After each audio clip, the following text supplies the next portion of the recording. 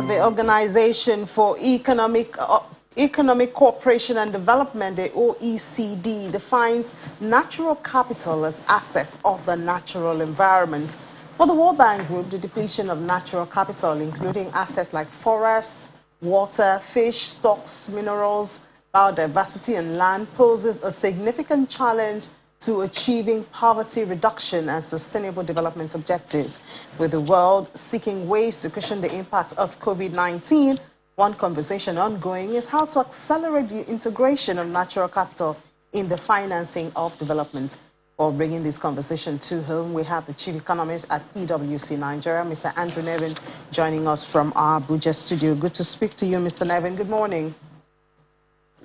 Great to be with you, Edie. It's always a pleasure. Yeah, so how important is this natural capital when it comes to economic development? Well, let's start with a very basic fact. I mean, we're all natural beings living in a natural world. If there wasn't nature, we wouldn't be here. So, of course, it's life itself. So that's the starting point. But then when you go beyond that, I think economics has a big problem over the last 30 or 40 years. We've been very focused on GDP, but we haven't been focused on keeping your capital intact. And the way World Bank and others, OECD, are defining it, there are three types of capital. One type of capital is your human capital or your brain capital, what your people are capable of. Another type of capital are things we're familiar with, so factories, houses, apartments, infrastructure. But what's coming is there's a third type of capital, which is natural capital. So what does nature give you on that? And we need to take account of all three of it. So, but from my perspective, I think natural capital is the most important. It's the starting point for everything else that we have. So it's great to see that the OECD, and I know the World Bank as well, and the IMF and other groups, and of course I hope here in Nigeria are putting it on the agenda. All right, so the African Development Bank launched a new program called the Natural Capital for African Development Finance Program that aims to accelerate integration of natural capital in the financing of Africa's development. This also aims to be consideration of natural capital in infrastructure financing projects in Africa. And I'm wondering, how can Nigeria, tap into this? Well, I think the first step is, of course, to make natural capital one of the core concepts that we use. And just to sort of give an example to illustrate for all the viewers today, I mean, the reason why this concept is so important is you can imagine, let's say we produce a GDP headline number, let's say if we grow, for example, which is higher than we have been, 6%. But if we're doing it at the expense of we're degrading the land, or we're cutting down more trees than we can sustain, or fishing more than we can fish, or we're destroying the mangroves, the protest habitats, that 6% GDP growth is in fact false, because what we've done is we're not really growing in a sustainable way. We're eating into our natural capital. So the starting point for it is, how do you actually measure the natural capital? And that's why there's so many efforts around the accounting and what services do we get. So obviously there are natural capital that's related to renewable natural capital is the term that's used. So things like we grow things on the land, we harvest trees, we have reproductive animals, and they natural capital as well. And we can't over-harvest those resources. There's other things like the mangroves I mentioned that we need to measure, because they give us services in terms of helping our entire society work, protecting from erosion, for example, protecting from flooding. We need to measure the value of that. So the starting point is being able to measure it, and whether our natural capital is being degraded or not by our economic activities. And once we can measure it, then it becomes a lot more easy to finance it, to decide how to use it in the financial system, how to account for it. But right now what's happened, as I said, I think the economics profession's done a bad job for 40 or 50 years not integrating natural capital, and they've given us the false illusion that we can have growth when really the growth is not sustainable. Oh, in a country like Nigeria, I mean, you talked about depleting it, which of course I think the World Bank has also talked about.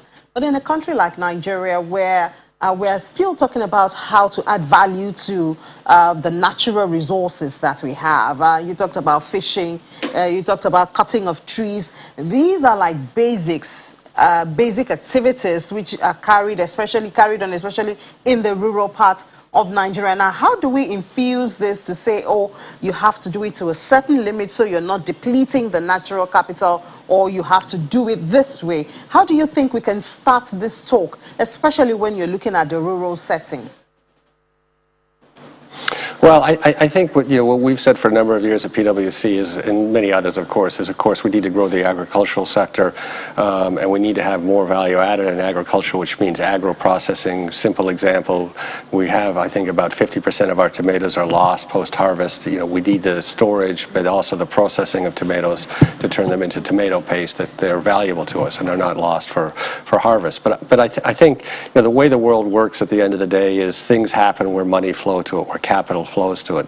So when we can start to measure whether it's a sustainable practice from the viewpoint of the natural capital, that's where investment will go. So I mean, to do that agro-processing, expand the agricultural sector, the storage, as I said, requires investment. So that the people that are investing these funds are making sure it's done in a sustainable way, so natural capital's not depleted. Then I think we'll get there. And of course, we mentioned the AFDB program. That's what they're setting up. It's not just the measurement of natural capital, but then it's investing against the measurement of natural capital. So you're not going to invest in projects where people are depleting the natural capital to get a high GDP growth or a high income in 1 year. You're going to invest in projects where the natural capital is maintained or even enhanced on that. So it's a big step forward. And of course, it fits in with other trends we're seeing in the world. We have a more general sense that GDP is not the right lens. We need a broader lens with the Sustainable Development Goals, and natural capital fits with that as well. So I think the ESG investing and natural capital investing will work together over the next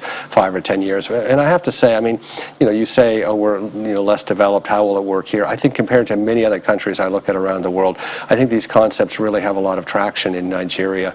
And I think the government and then the private sector actors will embrace them just the way we've embraced SDGs. So I think it's a fantastic step forward. And of course, the other part of all this is we need to do this all in the context of climate change. So I mean, as our natural environment becomes more volatile, more flooding, more droughts on that, we need to take even better care of our natural capital than we ever have.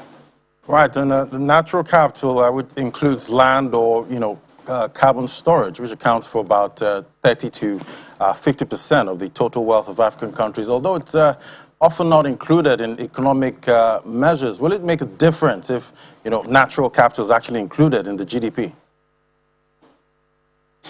Well, I mean, I think it'll make a difference, but you raise a very important point. So there are countries in the world that provide natural capital to the rest of the world. So for this example, in carbon storage, because of course, if you release the carbon, we would have a climate catastrophe on our hands. So they're providing services to the rest of the world.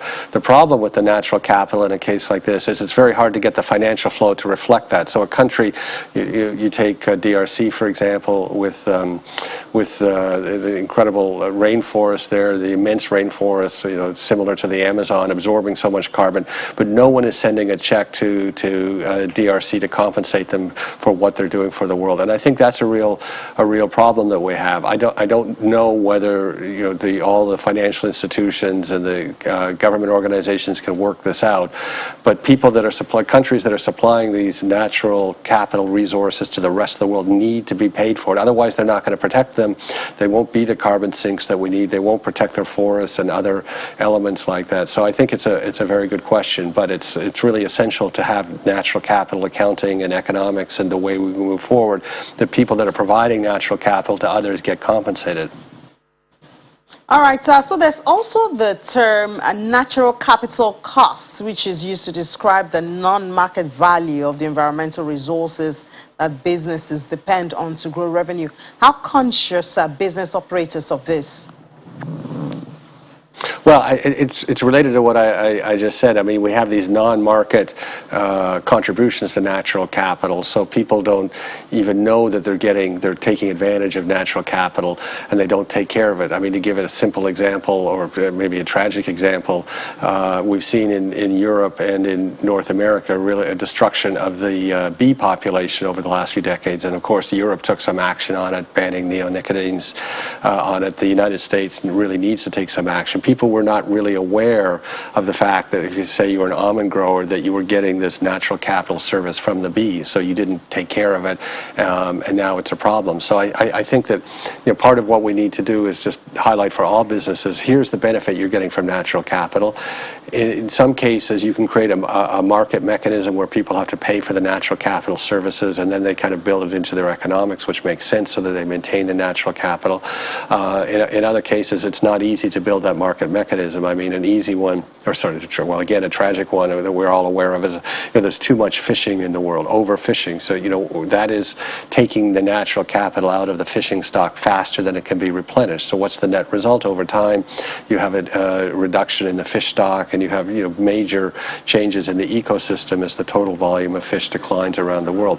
And it's very hard to police that, very hard to cost that. I mean, we're all aware countries have a 12-mile limit that's their territorial waters, but then outside of that, other countries come in and fish. So I think there needs to be a lot more kind of stringent thinking about how to make sure that when people extract the natural capital, there's some mechanism where they actually have to pay for what they're taking. Because, at a very simple level, if people take things for free, so they abuse the water, they abuse the land, they abuse the air, they take more fish than are sustainable because they're not paying for it. They take more wood than sustainable because they're not paying for it. Ultimately, you're going to have ecological collapse.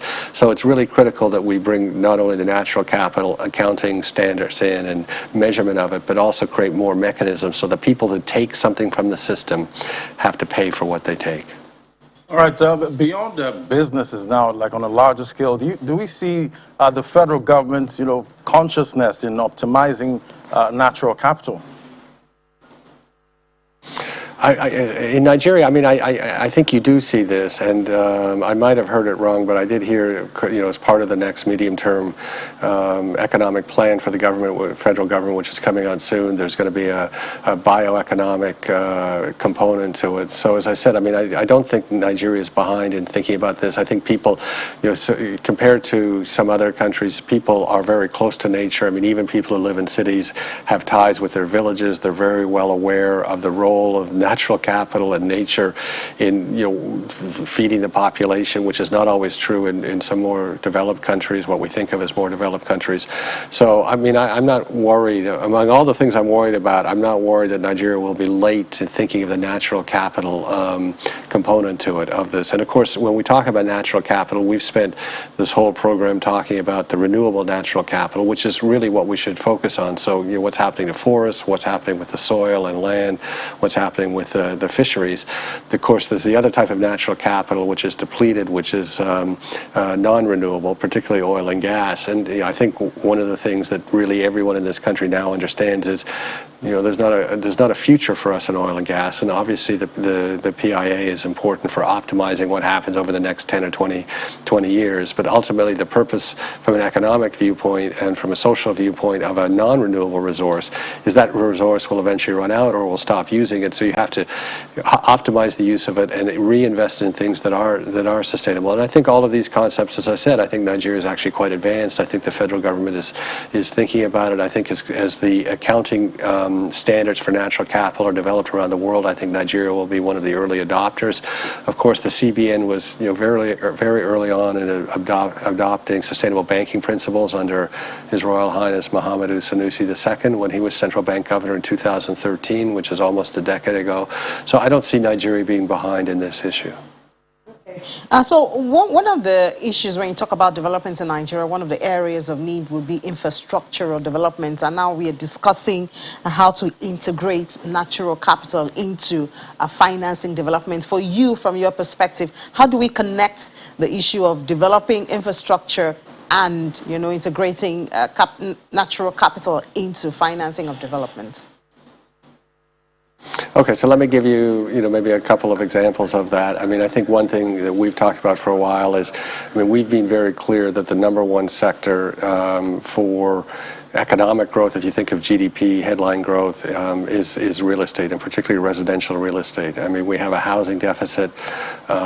We need to have more houses built, and that requires a number of things to happen in the system. I mean, there's a Land Use Act, mortgage system, but on the physical side, it also requires, of course, that we have building standards and we have local materials to build it. So, but on housing, the way it ties into the natural capital is that when we build the housing infrastructure, infrastructure, build out residential housing, we build it in a way that is consistent with the climate that we have, the use of the materials that are from our climate, that is consistent with all kind of the water use in the country and the fact that we have prone to flooding. We can't build buildings or residential real estate in the same way that they would be built, say, in Canada, where I'm from, where it's really designed for a cold climate and keeping heat in the building on that. So, you know, that's an example where you're going to have an integration of our economic development and natural capital. I mean, a second obvious example of that is the energy sector, and of course, you know, we're all aware of the strains on it. We've said for some time, I mean, the future for Nigeria has to be renewable energy, particularly solar energy.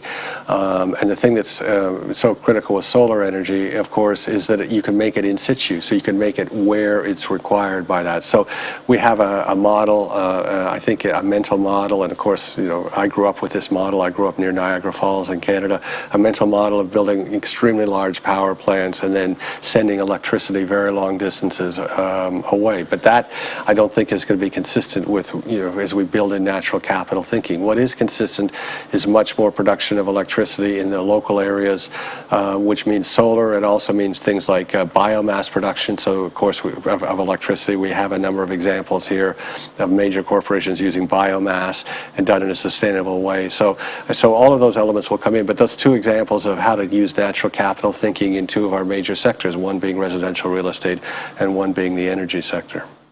All right, thank you so much, Mr. Nevin. Great examples you gave there, and we do hope to see it being put into consideration. So we are not just building houses, but building houses that are consistent with our climate and our weather. Thank you so much, Chief Economist at PwC Nigeria, Mr. Nevin Andrew, for joining us this morning, and enjoy the rest of your day. Thank you, Edie.